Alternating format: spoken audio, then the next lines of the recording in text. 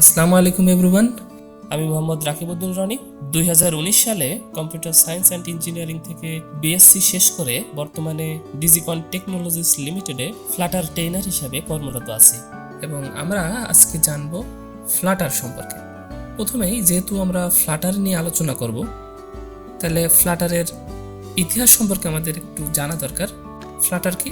Flutter একটি open source UI development kit. Just এটুকু জানলাম যে একটা ওপেন সোর্স, অর্থাৎ এটা আমাদের টাকা পয়সা কোনো লাগবে না, আমরা ফ্রি এটি দিয়ে অ্যাপ ডেভেলপমেন্ট করতে পারবো, যেটি গুগল এবং তার কমিউনিটি 2017 সালের মে মাসে আলফা ভার্সন 006 নামে প্রাথমিকভাবে প্রকাশ করে। আর এর স্টেবল ভার্সন খুবই সম্প্রতি 2021 সালের 8 সেপ্টেম্বর রিলিজ হয়। 2015 সালে ডার্ট ডেভেলপার সামিটে ফ্লাটারের প্রথম সংস্করণটি ঘোষণা করা হয়েছিল, যার নাম ছিল স্কাই, এবং এটি শুধুমাত্র অ্যান্ড্রয়েড অপারেটিং সিস্টেমেই চলতো। ফ্লাটার মূলত একটি ফ্রেমওয়ার্ক যা দিয়ে আমরা বিভিন্ন ক্রস প্ল্যাটফর্মের জন্য, ক্রস প্ল্যাটফর্মটা আবার কি একটু জেনে আসি। ক্রস প্ল্যাটফর্মটা হলো যেমন অ্যান্ড্রয়েড, আইওএস, গুগল ফুসি আছে, বিভিন্ন ওয়েব প্ল্যাটফর্ম, লিনাক্স, ম্যাকওস, উইন্ডোজ, অর্থাৎ বিভিন্ন ধরনের বা প্ল্যাটফর্মের জন্য আমরা অ্যাপ তৈরি করতে পারবো এই ফ্লাটার দিয়ে, তাও আবার শুধুমাত্র একটি প্রোগ্রামিং ল্যাঙ্গুয়েজ ব্যবহার করে, ডার্ট প্রোগ্রামিং ল্যাঙ্গুয়েজ। তো প্রফেশনালি একটি মোবাইল অ্যাপ্লিকেশন তৈরি করা কিন্তু একটি চ্যালেঞ্জিং ব্যাপার। বর্তমানে অনেকগুলো ফ্রেমওয়ার্ক রয়েছে, সুইফটিক, NativeScript, React Native, Ionic, এ ধরনের অনেক ধরনের বর্তমানে ফ্রেমওয়ার্ক আছে। তো আমরা সেগুলো ব্যবহার না করে কেন ফ্লাটার শিখতে আসলাম? ধরুন আপনার কোম্পানির জন্য আপনি একটি মোবাইল অ্যাপস ডেভেলপ করতে চান। এখন আপনি প্রথমত শুরু করার জন্য আপনি একটি অ্যান্ড্রয়েড ডেভেলপারের কাছে গেলেন, তিনি আপনার অ্যাপটি ডেভেলপ করে দিলেন।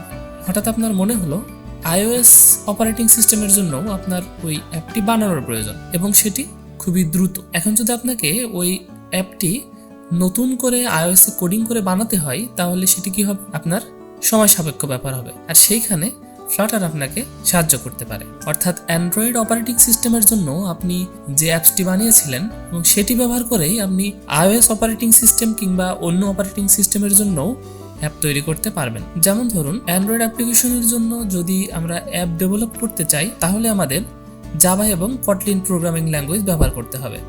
আবার অপরদিকে আইওএস সচরাচর অবজেক্টিভ সি অথবা সুইফট প্রোগ্রামিং ল্যাঙ্গুয়েজ ব্যবহার করে। তো এইখানে আমাদের দুই ধরনের ফ্রেমওয়ার্ক এবং বিভিন্ন প্রোগ্রামিং ল্যাঙ্গুয়েজের উপর নির্ভর করা লাগছে। কিন্তু বর্তমানে ফ্লাটারের জন্য যে সুবিধাটা আমরা পাচ্ছি সেটি হলো বিভিন্ন অপারেটিং সিস্টেমের জন্য অ্যাপ্লিকেশন তৈরি করতে পারছি শুধুমাত্র একটি ফ্রেমওয়ার্ক এবং একটি প্রোগ্রামিং ল্যাঙ্গুয়েজ ব্যবহার করে। এবং ডার্ট প্রোগ্রামিং ল্যাঙ্গুয়েজটি মূলত এটিও গুগলের তৈরি, আমরা আগে জেনেছি যে এটি গুগলের তৈরি, এবং অন্যান্য প্রোগ্রামিং ল্যাঙ্গুয়েজ যেমন কটলিন এবং সুইফটিকের মতো বিভিন্ন বৈশিষ্ট্য বহন করে এই ডার্ট প্রোগ্রামিং ল্যাঙ্গুয়েজ, এবং এটি স্ট্রংলি অবজেক্ট ওরিয়েন্টেড। ফ্লাটার অন্যান্য ফ্রেমওয়ার্কগুলি থেকে আলাদা, কারণ এটি ওয়েব ভিউ বা ডিভাইসটির সাথে প্রেরিত ওইএম উইজেটস যেগুলো থাকে সেগুলো ব্যবহার করে না, বরং উইজেটগুলি আঁকতে এটি তার একটি নিজস্ব রেন্ডারিং ইঞ্জিন ব্যবহার করে, যেটার মাধ্যমে আমরা যে ডিজাইনটা করি সেটা সম্পূর্ণ আমাদের স্ক্রিনের যে পিক্সেলগুলো আছে সেগুলোকে কন্ট্রোল করে সে তার কাঙ্ক্ষিত আউটপুটটি দেয়। তো ফ্লাটার ফ্রেমওয়ার্কের আমাদের আরও কিছু বৈশিষ্ট্য আছে, যেমন প্রথমেই তো আমরা জেনেছি এটি ওপেন সোর্স এবং এটি ক্রস প্ল্যাটফর্মের জন্য অ্যাপ ডেভেলপ করতে পারে।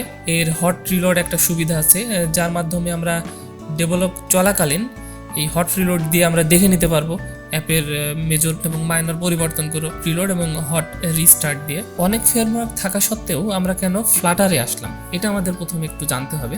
কারণ প্রথমে আমি বলেছি যে ফ্লাটার ডেভেলপ করেছে গুগল, আর গুগলের কমিউনিটি আমরা তো সবাই জানি যে আমরা যদি কোনো বিষয়ে সার্চ করি, যেহেতু এটি গুগলের, সুতরাং এর যে হেল্প কমিউনিটি সেটি অবশ্যই স্ট্রং, এবং আমরা খুব সহজেই এর অনেক এক্সাম্পল কোড পাবো যেটা আমরা সহজে আমাদের অ্যাপে ব্যবহার করতে পারি।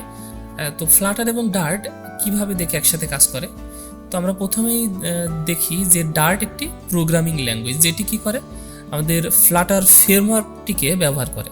এই ফ্লাটার ফ্রেমওয়ার্ক আমাদের কি প্রোভাইড করে, কিছু ফাংশনস প্রোভাইড করে এবং কিছু ইউআই এলিমেন্ট ব্যবহার করে, যেগুলোকে আমরা উইজেটস নামে চিনি আর কি। তো ফ্লাটারের আরেকটি অংশ আছে, সেটি হলো ফ্লাটার এসডিকে। ফ্লাটার এসডিকেটি যেটি করে, এটা কিন্তু অনেকগুলো টুলসের সমষ্টি, যেটি আমাদের অ্যাপের একটা আউটপুট এখান থেকে দিয়ে দেয়। ফ্লাটারই আরেকটি কথা আছে, এভরিথিংস এ উইজেট। উইজেট দেখি আমরা এখানে একটা এক্সাম্পল দেখি। যদি আমরা কোনো অ্যাপ তৈরি করি, অ্যাপের যে উপরে আমরা AppBar দেখতে পাই, বিভিন্ন লোগো দেখতে পাই, আইকন দেখতে পাই, এরপরে আমরা যে টেক্সটগুলো দেখতে পাই, বিভিন্ন টেক্সট ফিল্ড দেখতে পাই, এরপরে বাটন আছে, এ ধরনের বিভিন্ন উইজেটসের সমষ্টি কিন্তু একটা অ্যাপ। অর্থাৎ পুরো অংশটাই আমরা উইজেটস দিয়েই সচরাচর সাজাই ফেলতে পারি।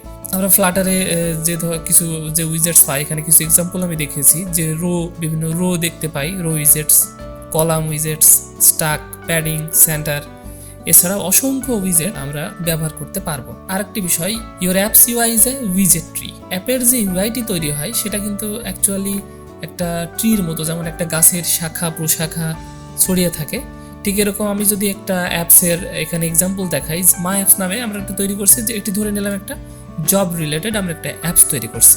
এইখানে একটা সেকশনে থাকে যে কিছু ব্যক্তি যারা জব সার্চ করে, এবং সেখানে সার্চ করে সে অনেকগুলো জবের লিস্ট দেখতে পায়, এবং সেই জবের লিস্টে যদি সে ক্লিক দেয় তাহলে জবের সে ডিটেলসটা দেখতে পায়। সেখানে কিছু থাকে, কি থাকে, ইমেজ থাকতে পারে, কিছু কন্টেন্ট থাকতে পারে।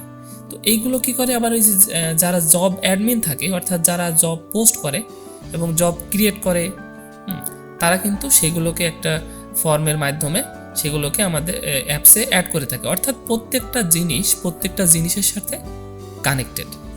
ফ্লাটার দিয়ে যে আমরা অ্যাপ ডিজাইন করব সেটি কিন্তু পুরোটাই কোড থাকবে। কোডের মাধ্যমে সেটিকে আমরা ইউআইয়ে ফুটিয়ে তুলব। তাছাড়া এখানে কিন্তু আমরা কোনো ড্রাগ অ্যান্ড ড্রপ পদ্ধতি পাবো না, আমরা এখানে কোনো ভিজুয়াল এডিটর পাবো না, শুধুমাত্র কোডের মাধ্যমে লিখতে হবে।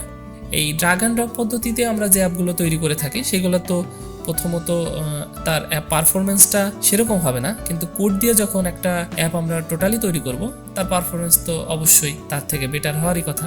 তো আমাদের অ্যাপে যে ফাইলগুলো আমরা তৈরি করব তার প্রত্যেকটির এক্সটেনশন কিন্তু .dart হবে, কিন্তু একটা প্রোগ্রামিং ল্যাঙ্গুয়েজ .dart হলেও ওই একই ফাইল আমরা মাল্টিপল ডিভাইসের জন্য কম্পাইল করতে পারবো। আমাদের অ্যান্ড্রয়েডের জন্য আলাদা কোনো কোড কম্পাইল করতে হবে না, iOS এর জন্য কোনো আলাদাভাবে কম্পাইল করতে হবে না, আমরা সেম কোড বিভিন্ন ডিভাইসের জন্যই অ্যাপ তৈরি করতে পারবো। পরিশেষে বলা যায়, ফ্লাটার ফ্রেমওয়ার্কটি যদি আমরা ভালোভাবে শিখতে পারি তবে আমরা যে কোনো ধরনের ডিভাইসের জন্য অ্যাপ্লিকেশন বানাতে পারবো। আর যেহেতু ফ্লাটার ডার্ট ল্যাঙ্গুয়েজ নির্ভর, সুতরাং ডার্ট ল্যাঙ্গুয়েজটি আমরা খুব ভালো মতো শিখতে পারলেই আমরা কিন্তু ভালো মতো অ্যাপ ডেভেলপমেন্ট করতে পারবো।